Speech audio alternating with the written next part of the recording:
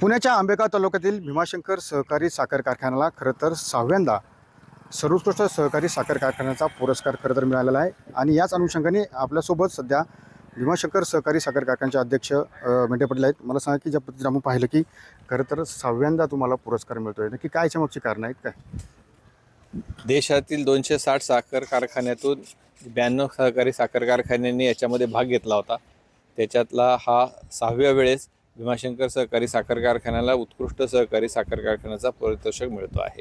याच्यातलं जे मुख्य महत्त्वाचं जे कारण आहे ते आम्ही जी करत असलेलं ऊस उत्पादकता, तांत्रिक गुणवत्ता, वित्तीय व्यवस्थापन, आर्थिक निकषामध्ये आर्थिक चांगली नियोजन करणं, व्यवस्थित वेळेवर शेतकऱ्याचं पेमेंट करणं, या सगळ्या ज्या बाकीच्या गोष्टी आहेत ह्या सगळ्यांचं नियोजन व्यवस्थितरित्या केल्यामुळं याचे सगळ्याचे निकष त्या पारितोषिक वितरणामध्ये पकडले जातात आणि त्याचाच परिपाक म्हणून आम्हाला हे पारितोषिक मिळालेलं आहे। खरं तर पारितोषिक मिळाले, मात्र पारितोषिकाचं वितरण केव्हा होणार आहे आणि कोणाच्या हस्ते वितरण होणार आहे? पारितोषिकाचं वितरण 10 ऑगस्ट रोजी देशाचे सहकार मंत्री जे आहेत अमितजी शाह साहेब यांच्या हस्ते हे वितरण होणार आहे।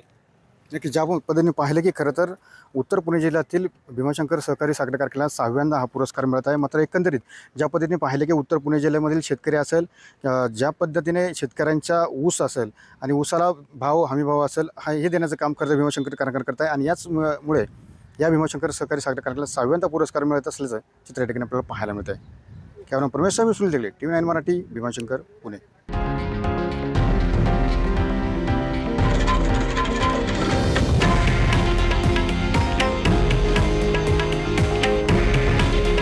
हे आहे देशातील नंबर 1 न्यूज नेटवर्क आणि आपण पाहत आहात TV9 मराठी।